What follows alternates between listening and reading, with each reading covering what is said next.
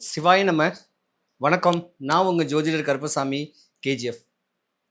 ரெக்ட்ரோ ஆன்மீக சேனலை பார்த்துக்கிற அனைவருக்கும் வணக்கம். 2026 ஜூலை மாதத்துக்கு அப்புறம், அதாவது குரு பெயர்ச்சிக்கு அப்புறம் 12 ராசிக்காரர்களுக்கும் எந்தெந்த ராசிக்காரர்களுக்கு சாதகமாக அமைய போகுது இந்த வரக்கூடிய 5 மாதம், எந்தெந்த ராசிக்காரர்களுக்கு ஓரளவுக்கு பாதகங்கள் நடக்க போகுதுன்னு கேட்குறத இந்த 5 மாதத்துக்கு உண்டான பலனை பொதுவாக இந்த வருஷமே 2 பயிற்சி ஆயிடுச்சு. ஒன்று சனி பயிற்சி, எல்லாரும் எதிர்பார்த்த சனி பயிற்சியும் குரு பயிற்சியும் ஆயிடுச்சு. நவம்பர் மாதம் ராகு கேது பெயர்ச்சி எப்படா வரும்னு காத்துக்கிட்டு இருக்கோம். அப்போ இந்த பெயர்ச்சிக்கு முன்னர் இந்த 5 மாதம் எந்தெந்த ராசிகள் யோகம் அடையுதுன்னு கேட்கறத பார்க்கலாம். பொதுவாக குரு பகவானுடைய பெயர்ச்சி கடகராசியில் ஒரு பெண் ராசியில தான் பெயர்ச்சி ஆயிருக்கு. அப்ப சித்திர மாசத்திலேயே குரு பெயர்ச்சிக்கு முன்ன ஒரு ஓரிரு மாசத்துக்கு முன்னையே கடகராசியில பெயர்ச்சிச்சனால பெண் ராசிகளான ரிஷபம், கடகம், கன்னி, விருச்சகம், மகரம், மீனம் இந்த 6 ராசிக்காரர்களுக்கு தான் 80-85% பலன் சூப்பரா இருக்க போறீங்க இந்த குரு பெயர்ச்சி. மீதி இருக்க வேண்டிய 6 ராசிக்காரர்களுக்கும் கொஞ்சம் பாதகத்தன்மை தான் நடக்க போகுது. அதுக்கு என்ன வழிமுறைகள் நீங்க பண்ணணும், எந்த கோயிலுக்கு போகணும், எப்படி வழிபாடு பண்ணா பாதகமான ராசிக யோகம் அடையிறதுக்கு உண்டான வழிமுறைகளை மேற்படி பார்க்கலாம். சிம்ம ராசி மேன்மை வரக்கூடிய ஒரு ராசி. சிவனுடைய அம்சம்னு சொல்லலாம், நிர்வாகத்தன்மைன்னு சொல்லலாம். தலைமை பொறுப்பு வகிக்கக்கூடியவர்கள், அரசியல் மாமேதைகள், அரசியல் சம்பந்தப்பட்ட நட்பு, அரசு சம்பந்தப்பட்ட தொழில், காவல்துறையில உச்ச வேலை, கலைத்துறையிலையும் பிரகாசிக்கலாம். இன்ஸ்டாகிராம், ஃபேஸ்புக்கில் வரலாம். அழகுல சிறந்தவங்க, அறிவில் சிறந்தவங்க, 21 வயசு 23 வயசை தாண்டிட்டா நீங்க டாக்டர், அப்படி ஒரு படிப்பு. ஆனால் 21 வயசு வரைக்கும் நீங்க தாங்க மாட்டீங்க. பெண்கள் ஏமாற்றம் அடைவீர்கள். காதல்னு சொல்லக்கூடிய நோயில தாய் தகப்பனுக்கு அவமானங்கள் ஏற்படுத்தக்கூடிய தருணம் இந்த டீனேஜ்.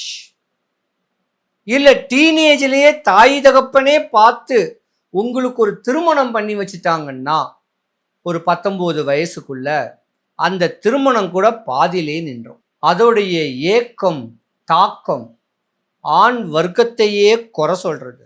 அப்படி ஒரு தன்மை நடக்கிறதுக்கான வாய்ப்பு நிறையவே இருக்கு. ஒருவேளை 25-27 வயசுல சிம்ம ராசிக்கார பெண்களுக்கு திருமணம் நடக்க போகுதுன்னா உங்க கணவர் வீட்டுல வழியில உங்களை வசம் பண்ணித்தான் இந்த கல்யாணத்தையே முடிப்பாங்க ஒரு 70% ஜாதகத்தை. ஏன்னா சிம்ம ராசிக்கார பெண்கள் கெட்ட மற்ற ராசிக்காரங்க கொடுத்து வச்சிருக்கணும். உங்களுடைய தன்மை அப்படி, உங்களுடைய அழகு அப்படி, அதனால உங்களை வசப்படுத்தி தான் கல்யாணம் பண்ணுவாங்க. கல்யாணமும் நடந்துடும், குழந்தை குட்டியும் சீக்கிரம் பெற்றுருவீங்க. சிம்ம ராசிக்காரர்கள் குழந்தை பெக்கிறது ஆண் குழந்தைகளாக இருக்கும். ஒரு சில ஜாதகம்தான் பெண் வாரிசுகளை பெற்றுக்குவாங்க. அப்படி தாளாட்டி சீராட்டி வளர்க்கக்கூடிய தருணத்துல தான் குழந்தைங்களை அவ்வளவு கண்காணிப்பா வளர்க்கக்கூடிய தருணம் சிம்ம ராசிக்கார பெண்களுக்கு உண்டு. அவ்வளவுதான், குடும்பத்துக்குனே நீங்க ஓட வேண்டியதுதான். குழந்தைய படிக்க வச்சு அதை காலேஜ் போக வச்சு அதுக்கு கல்யாணம் முடிச்சு வைக்கிற வரைக்கும் நரைச்சிரும் முடி. உங்க ஆசைகள் எதுவும் பூர்த்தியாகாது. 4 இடத்துக்கு போகணும், 4 இடத்துல சாப்பிடணும், ஒரு ஹோட்டலில் சாப்பிடணும் ஆசைகள் வராது. அடிமையா இருக்கக்கூடிய தருணம் தான் நடக்கும். இது ஒரு கட்ட காலமா இருந்தாலும் நீங்க வளர்த்து வாலிபம் பண்ண உங்க மூத்த மகன் உங்க பேச்சை கேட்க மாட்டார். கல்யாணமே ஆனா கூட மனைவியை கூட்டு தனியா தான் போவார். அதிகாரம் பண்ணுவாரு உங்ககிட்ட. கவனமா இருந்துக்கணும். என்னடா இது வாழ்க்கை? ஏன் நம்ம வாழ்க்கை இப்படி இருக்கு? கணவனும் சரியில்லை, பிள்ளைகளும் சரியில்லை. ஒரு சில ஜாதகம் கணவன் உங்களை சந்தேகப்பட்டு அடிச்சு துன்புறுத்துற மாதிரியான ஒரு ஜாதகம் இருந்திருந்தா நீங்க எப்பயோ டைவர்ஸ் ஆகிருப்பீங்க. ஆனா 2026 இந்த குரு பெயர்ச்சி உங்களுக்கு ஒரு யோகத்தையும் கொடுக்க போகுது. சனீஸ்வர பகவான் வேணா உங்க ஜாதகத்துல அஷ்டம சனியா வந்து உங்களுக்கு கோபத்தை முன் உதாரணமா கொடுத்து உங்க ராசிக்கு 7வது வீட்டுல ராகு பகவான் இருந்து, 7வது வீடுனா காதல், திருமணம், கணவன். அப்ப கணவனுக்கும் உங்களுக்கும் கருத்து வேறுபாடுல பிரிஞ்சு போயிடலாமா, டைவர்ஸ் பண்ணிடலாமா அப்படின்னு ஆசைகளும் என்ன எதிர்வலைகளும் ஓடிக்கிட்டு இருக்கும். இப்ப கொஞ்சம் வெயிட் பண்ணுங்க. இந்த ராகு கேது பெயர்ச்சி வரைக்கும் வெயிட் பண்ணுங்க. விட்டு கொடுத்து போங்க. உங்க பிள்ளைங்களுடைய படிப்பு, உங்க பிள்ளைங்களுடைய திருமணம் கேள்விக்குறியா போயிடும் இப்ப டைவர்ஸ் கொடுத்தீங்கன்னா. இருந்திருந்தாலும் சிம்ம ராசிக்காரருடைய ஆண்கள், சிம்ம ராசிக்கார பெண்கள் ஸ்ரீதேவி போல இருந்திருந்தா கூட மூதேவி மாறி மனைவி அல்லாத ஒரு பெண்ணுடைய நட்பு ஏற்படும். அந்த நட்பின் விளைவு நம்ம பிரிஞ்சு போயிடலாம், டைவர்ஸ் பண்ணிடலாம் அப்படின்னு என்ன எதிர்வலைகள் ஓடத்தான் செய்யும். இதுதான் விதி. இந்த டைவர்ஸுக்காக நீங்க பல லட்சங்களை இழப்பீங்க. உங்களுக்கு என்ன வேணா நடந்தா பரவாயில்ல அப்படின்னு உங்க கணவனோ உங்க மாமியாரோ பல சூழ்ச்சிகளும் பல மந்திர தந்திர வித்தைகளை கையில எடுத்து மாந்திரீகரை நாடி உங்க சாம்ராஜ்யம் சரிஞ்சு போக, உங்களுக்கு உடல் நோய், ஹார்ட் ப்ராப்ளம், சுகரு, ப்ரெஷரு, கால் வீங்கி ஏதாவது கிட்னி ப்ராப்ளங்கள் வரக்கூடிய அளவுக்கு பல சித்து விளையாட்டுகளை செய்வாங்க. உங்க ஜாதகத்தை நல்ல ஜோதிடத்தை கொடுத்து அலசி ஆராய்ஞ்சு வரக்கூடிய தாக்கத்தை குறைக்கிறதுக்கு உண்டான பரிகாரத்தை செஞ்சுக்கணும்.